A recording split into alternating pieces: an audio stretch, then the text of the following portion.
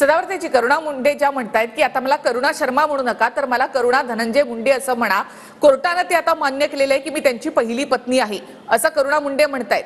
मग आता काय नेमकं मान्य करायचं? म्हणजे कोर्टाने मान्य केलंय करुणा मुंडे या धनंजय मुंडे यांच्या पहिल्या पत्नी आहेत।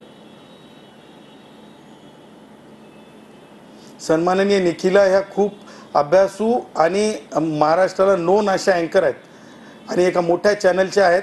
त्यांनी ऑर्डर 9 आणि 10 नंबरवर ऑर्डर आहे, तिथे डिक्लेरेशन डिक्री लिहिलेलं आहे का? सिंपल गुगल तुमच्या मोबाईलमध्ये सर्च करा, डिक्री झाली असेल तरच त्या गोष्टीला डिक्लेरेशन मानलं जात आहे। हे अंतरिम आहे आणि कुणाला काय समाधानानं वाटावं याच्यामध्ये काही बंधनं नाही, ते मानसिक गोष्ट आहे, काय समजून घ्यावं स्वतःला।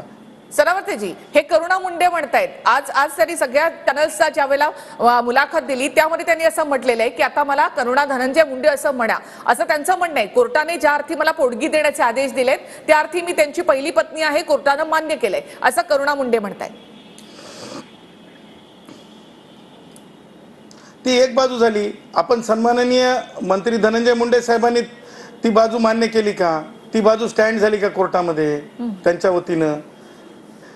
प्रत्येक कसं असतंय की दोन भूमिका असतात। एक भूमिका त्यांनी मांडली त्यांची, परंतु न्यायालयाच्या आदेशामध्ये ऑपरेटिव्ह पार्ट ऑफ ऑर्डर मध्ये मला डिक्री आणि डिक्लेरेशन दिसत नाही की नवरा बायको आम्ही डिक्लेअर करत आहोत म्हणून। सिंपल सांगतो, तुम्ही 9 आणि 10 नंबरच्या पेजवर जो पॅरेग्राफ आहे 1 नंबर सुरू होत आहे ते 5 नंबर पर्यंत, म्हणजे एबी सन्माननीय न्यायमूर्ती एबी जाधव साहेबांच्या ऑर्डर वाचली आहे, ऑर्डर माहिती आहे मला। फक्त मुद्दा हाच आहे की तुम्ही धनंजय मुंडे यांचं नेमकं काय म्हणणं आहे तुम्ही सांगा। तुम्ही धनंजय मुंडेंची बाजू मांडताय तर मग आता तुम्ही सांगा की धनंजय मुंडेंचं काय म्हणणं आहे।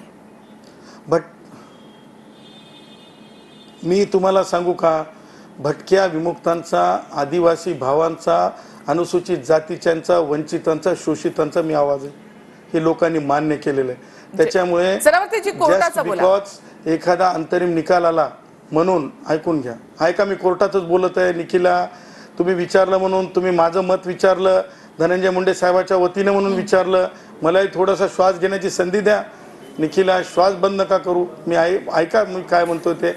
निखिला स्पष्टपणे जे आहे निकालामध्ये जे सांगितलेलं आहे त्याच्या बाहेर कुणालाही जाता येत नाही। स्वतःला मानून घ्यायचं ते स्वतः मानून घ्यावं, परंतु निकालात डिक्री झालेली नाही, नवरा बायको आहे म्हणून डिक्लेअर केलेलं नाही। त्याचबरोबर हिंसा झाल्याचं ऑपरेटिव्ह पार्ट ऑफ ऑर्डर मध्ये त्यांनी कुठेही मारहाण झाली किंवा काय झालं असं ऑपरेटिव्ह पार्ट ऑफ ऑर्डर मध्ये पेज 9 आणि पेज 10 वर कुठेही नमूद केलेलं नाही। आणि त्याचबरोबर स्वतःच अर्जदार तुम्हीच सांगत आहात चॅनलवाल्या की त्यांना हे निकालातले हे जे काही हे आहे मेंटेनन्स आहे हेही मान्य नाही।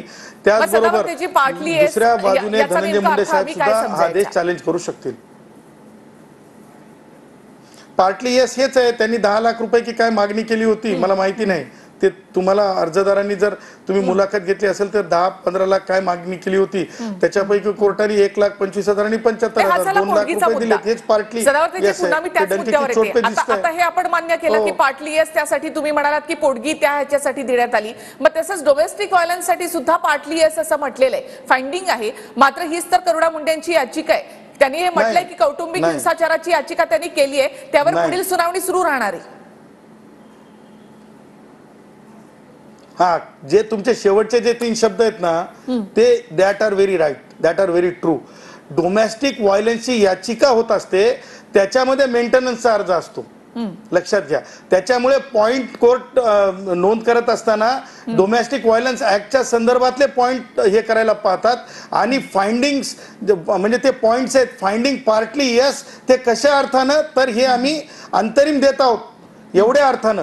याच्यामध्ये डिक्लेरेशन नवरा बायको नाहीये। मी तुम्हाला सांगितलं ना की अशा प्रकारचे निकाल बरेच वेळेस वरच्या न्यायालयामध्ये टिकतही नसतात, अशा प्रकारच्या निकालावर बरेच वेळेस डिक्री सुद्धा होत नसतात।